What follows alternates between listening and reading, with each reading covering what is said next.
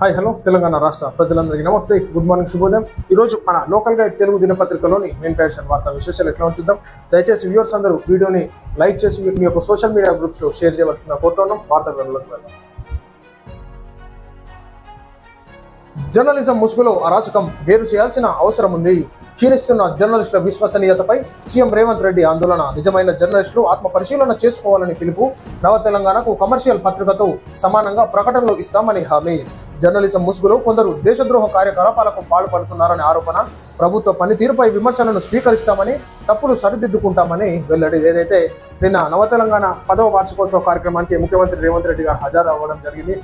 ప్రస్తుత పరిస్థితులు, గతంలో జర్నలిస్టులు అంటే ఏ విధంగా ఉండే, ప్రస్తుత పరిస్థితుల్లో ఉన్నటువంటి జనరేషన్లో జర్నలిస్టుల పైన ఏ విధంగా ఇంప్రెషన్ ఉందో ముఖ్యమంత్రి రేవంత్ రెడ్డి గారు చెప్పడం జరిగింది. కాబట్టి ఈనాడు మనం చూసుకోవచ్చు తెలంగాణ రాష్ట్రంలో ఏ విధంగా ఉన్నదంటే, ఈనాడు ఒక రిపోర్టర్ ముసుగులో అక్రమ దోపిడీ కార్యక్రమాలు జరుగుతూ ఉన్నాయి. తనకు అసలు ఒక RNI నెంబర్ ఉండదు. PDF పేపర్ సృష్టించేసుకొని వార్తలు ఏదో వచ్చినాయి పెట్టేసుకొని ఆ గ్రూప్లోకి వెళ్ళి ఈ గ్రూప్లోకి వెళ్ళి గ్యాదర్ చేసుకొని ఆ వార్తలు సేకరించి ఒక పత్రిక విలేకరణ అని చెప్పేసుకొని పోయి అక్రమంగా పైసలు వసూలు చేసుకోవడం జరుగుతూ ఉంది. ఈనాడు సీనియర్ జర్నలిస్టులు దీన్ని అరికట్టాలని చెప్పేసి ముఖ్యమంత్రి రేవంత్ రెడ్డి గారు చెప్పినట్టు. కాబట్టి ఈనాడు ఒక RNI గుర్తింపు ఉన్నటువంటి పత్రికలకి, ఉన్నటువంటి రిజిస్టర్ ఉన్నటువంటి యూట్యూబ్ ఛానల్స్కి ఈనాడు విలువలు ఇవ్వాలి. కానీ ఒక పెన్ను బట్టి వార్త రాయలేనటువంటి వారికి రిపోర్టర్ కొనసాగే అర్హత లేదని చెప్పేసి ముఖ్యమంత్రి గారు చెప్పడం జరిగింది. ఈనాడు ఒక సమస్య వస్తే దాన్ని ఏ విధంగా మనం రిపోర్టింగ్ చేయాలి, దాన్ని ఏ విధంగా అడ్రస్సింగ్ చేయాలి, అధికారుల దృష్టికి ఏ విధంగా తీసుకోలేనటువంటి అవగాహన లేనటువంటి వారు కూడా సమాజంలో రిపోర్టర్ని, జర్నలిస్ట్ అని చెప్పుకోవడం చాలా సిగ్గుచేటుగా భావిస్తూ ఉన్నామని చెప్పేసి చెప్పడం జరిగింది. కాబట్టి ఈనాడు మనం చూసుకోవచ్చు, ఎక్కడైనా సరే మున్సిపాలిటీస్లో అయితేనేమి, గ్రామీణ ప్రాంతాల్లో అయితేనేమి, నియోజకవర్గాల వారిగా సీనియర్ జర్నలిస్టులు దీన్ని అరికట్టాలి, మీరే బాధ్యతగా తీసుకోవాలని చెప్పేసి మేము కోరుతా ఉన్నాం. కాబట్టి ఈనాడు సమాజంలో జర్నలిస్టులకి ఒకప్పుడు ప్రజలకు సమస్య వస్తే జర్నలిస్టులు పరిష్కరించేటోళ్ళు, ఇప్పుడు ఆ జర్నలిస్టులు, రిపోర్టర్లే ప్రజలకు సమస్యగా అయినారు. దీని మీద ఫోకస్ పెట్టాల్సిందిగా మేము సీనియర్ జర్నలిస్టులను కూడా కోరుతా ఉన్నాం. 3 హైవేలను కలుపుతూ మరో గ్రీన్ఫీల్డ్ రహదారి, 600 కోట్లతో అభివృద్ధి. గుడివాడ కంకిపాడు మధ్య 4 వరుస గ్రీన్ఫీల్డ్ నేషనల్ హైవే నిర్మాణం. నిధులు మంజూరు చేసేందుకు కేంద్ర మంత్రి నితిన్ గడ్కరీ అంగీకారం. కంకిపాడు నుంచి గుడివాడ మధ్యలో 27 కిలోమీటర్ల పొడవైన 4 వరుసల గ్రీన్ఫీల్డ్ నేషనల్ హైవే పనులు పట్టాలు ఎక్కబోతున్నాయి.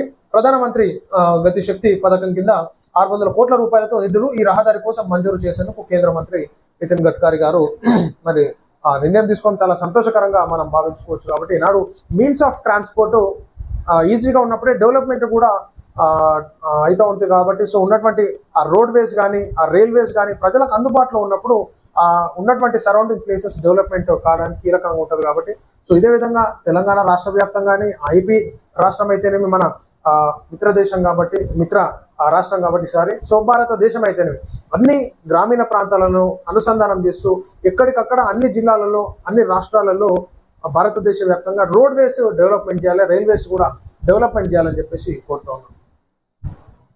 70 దేశాలకు అధిక టారిఫ్తో షాక్ ఇచ్చిన ట్రంప్ గారికి కూడా ఎప్పుడో ఒకసారి షాక్ ఇవ్వక తప్పదు. ప్రజలు ఎదురు చూస్తూ ఉన్నారు. అది అతి తొందరలో కూడా జరుగుతుంది. ఎందుకంటే ఇష్టానుసారంగా నిర్ణయం తీసుకోవడము, ఆ దేశానికి ఈ దేశానికి ట్యాక్స్ విధించడం అంటే ఏమో అనుకుంటున్నారు. ఖచ్చితంగా దీని మీద ప్రజల అవగాహనతో ఉన్నారు. ఏదో పోనీయాన్ని గెలిపిస్తే ఈనాడు మీద షటకోపం పెడుతున్నట్టు ఉంది పరిస్థితి. అమెరికాకు షాక్ ఇచ్చిన భారత్, యుద్ధ విమానాల డీల్కు బ్రేక్. అమెరికాతో కొత్త రక్షణ ఒప్పందాలు చేసుకునేందుకు భారత్ విముఖత.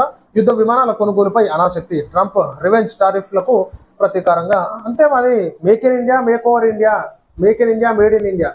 మన దగ్గర భారతదేశంలో అన్ని ఉన్నాయి, తయారు చేసుకునేటటువంటి కెపాసిటీ కూడా ఉంది, మంచి మంచి సైంటిస్టులు ఉన్నారు. మీరు కాకపోతే వేరేటోళ్ళు ఇష్టం వచ్చినట్టు మీరు చేస్తే భారతదేశం దగ్గర కూడా పవర్ ఉంది.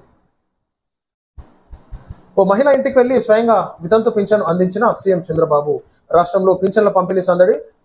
జమ్మలమడుగు మండలం గూడెం చెరువు గ్రామంలో చంద్రబాబు పర్యటన. ఒక కుటుంబంతో ఆత్మీయంగా ముచ్చటించిన సీఎం చంద్రబాబు. వాస్తవానికి ఈనాడు రాలేనటువంటి పరిస్థితి, మండల కార్యాలయానికి వెళ్ళలేనటువంటి పరిస్థితి, ఆ పింఛన్ తీసుకోలేనటువంటి పరిస్థితుల్లో చాలా మంది ముసలి వాళ్ళు, ఏజ్ అయిపోయిన వాళ్ళు, ఆరోగ్యం బాగాలేనటువంటి వారికి ఇబ్బందికరంగా ఉంటుంది. కాబట్టి ఈనాడు ఈ విధంగా చేస్తే బాగుంటుంది. ఇంటికే తీసుకొచ్చి డబ్బులు ఇస్తే కానీ, గ్రామంలో ఒక దగ్గర సెంటర్ పెట్టేసి అక్కడ డబ్బులు ఇవ్వడం కానీ చేస్తే బాగుంటుంది. అందుబాటులో జగన్ అండ్ కో విచ్చలవిడిగా దోపిడీ, లూటీ చేశారు. ప్రైవేటు చేతుల్లో ఉన్న లిక్కర్ వ్యాపారాన్ని జగన్ తన చేతుల్లోకి తీసుకున్నారని ఏపీ మంత్రి నిమ్మల రామానాయుడు మండిపడ్డారు.